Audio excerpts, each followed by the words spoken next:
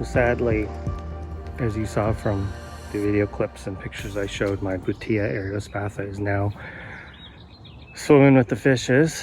So I removed it yesterday, and I got a bit of space to work with. I have quite a few plants that I'm going to use.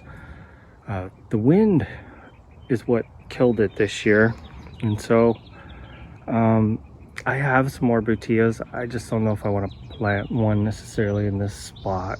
But anyway, this is what I'm working with right now. Some of you will really like this, some of you may not.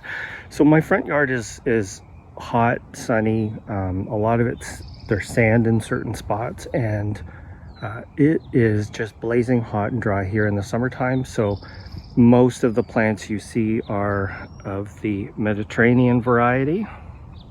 And so what I've done is I have a couple replacements. I have more plants to come in here, but I have replaced it with a manzanita, and I don't think people can really grow many varieties of manzanitas outside the West Coast. It's a pretty iconic plant out here, very getting more and more popular all the time because they provide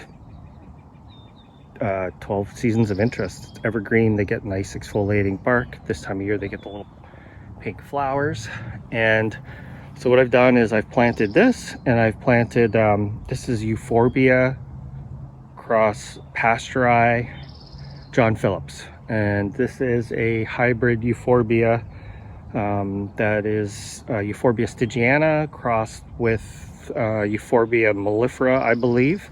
So it I guess has a little bit of hybrid vigor going on. I've not seen these in North America before.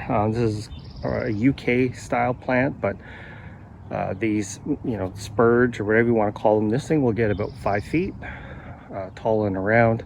So that'll fill that in pretty quickly. They're primarily evergreen.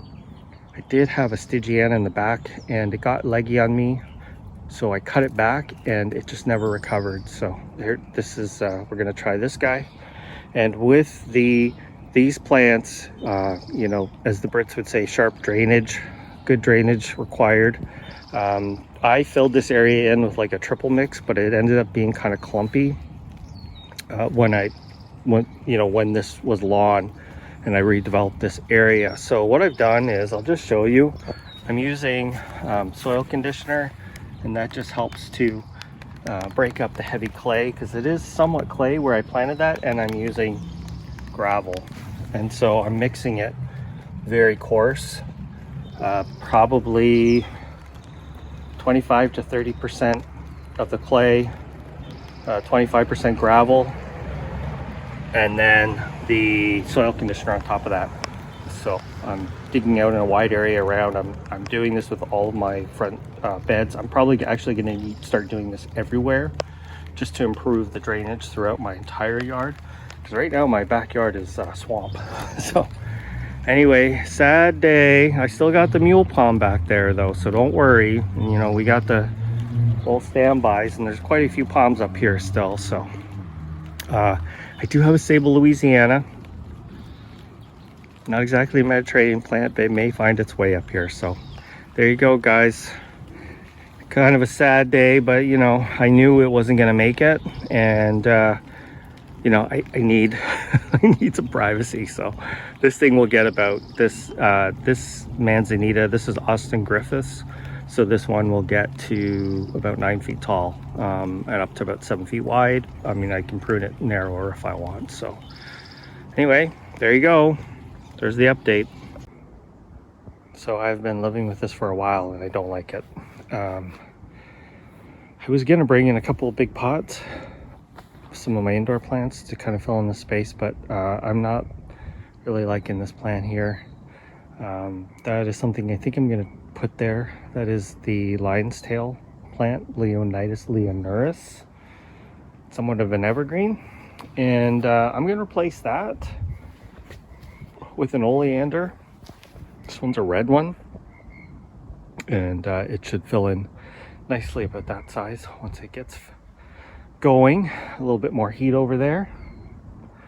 And the small, I never really liked how I put these 4 in a row here, So I'm removing these two, and the small one I'm gonna put in a pot for now, figure out a spot for it later because I have more projects on the go.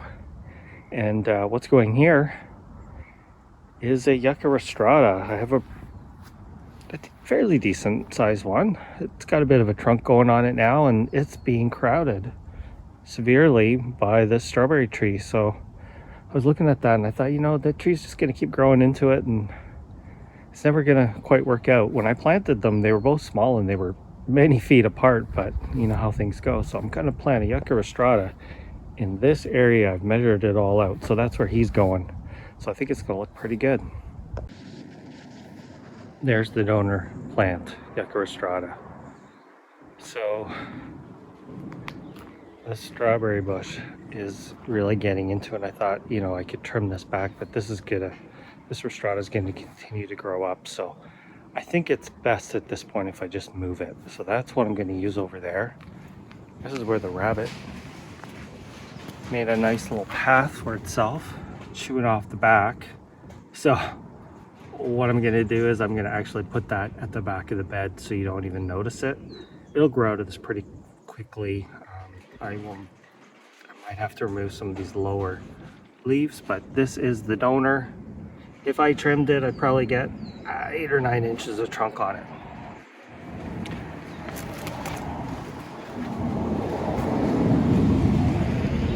So I think it's going to do real well over there.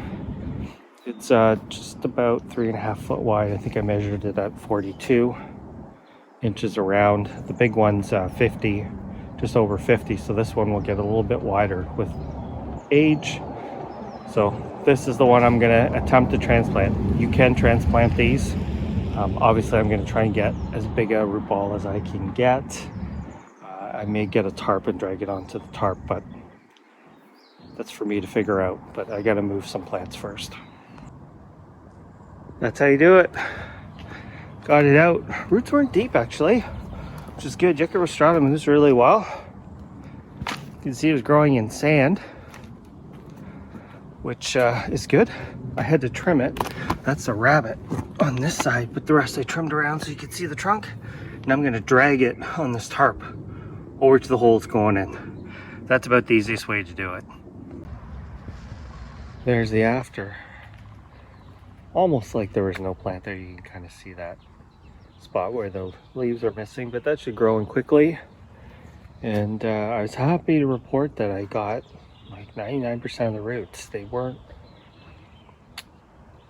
didn't go nearly as deep as I thought. They kind of spread out more, so it was pretty easy to remove actually. It only took me a few minutes. The most difficult part was getting the entire thing out of the hole because it weighed so much. But I'll show you the final product. There's your replacement. So the Butia Aerospatha was right in the middle here. And so I got 3 plants replacing it. The Manzanita, which will get about 9 feet tall. The Forbia, which will get about 5. And this guy will just continue to move up. Oh, and I'll show you this one here. This is the Sable Louisiana. That's kind of the overall look. There are a couple more plants that are dormant. I cut them back. So right there's some new growth coming out if you look closely. And right here, and those are Leonitus major that I had in my backyard that weren't doing so well. So I removed them, put them up here where they'll get blasted with light, and hopefully they'll get a good size this year. We're going to try them out. So there is the Sable Louisiana. This is the area where I removed 2 of the oleanders, and I had another pineapple guava to put back there. So this Sable Louisiana, this is my 3rd one. It looks a little bit different than the other 2 I have. Very compact leaves. I am not sure if that is because it was just in the pot way too long.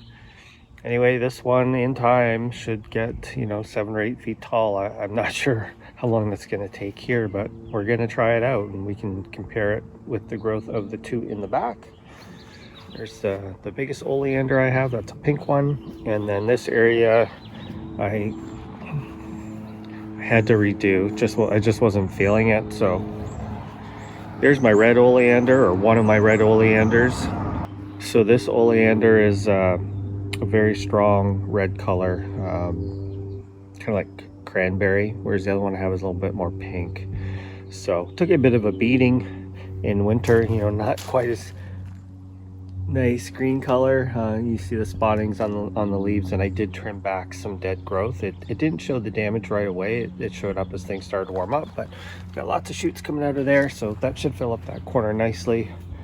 There's my little Salem rosemary, and then this one is lion's tail plant, Leonitus leonurus. It's commonly used out in California. It is evergreen, and as the Brits would say, it's half hardy. So this is a protected spot. Very well, it needs good drainage, and we're going to see how it goes. So this one gets about 5 feet tall and wide, and in the coastal areas of California it gets a lot bigger than that. So this gets orange flowers that form circles around the stems. So we'll see how this one does.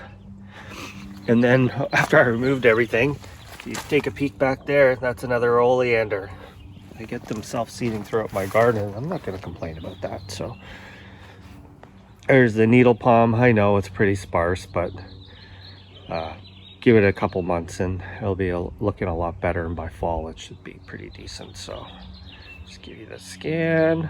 We'll go take a look from the road. Here's the shot from the road. My mule palm has been declining as it's getting warmer. I'm a little concerned about it. That is the new planting. So I think I've left enough room for everything where it will grow close enough that it will fill in the space nicely, but not crowd each other out completely. It's a Dwarf Pampas grass there. Obviously the aloe.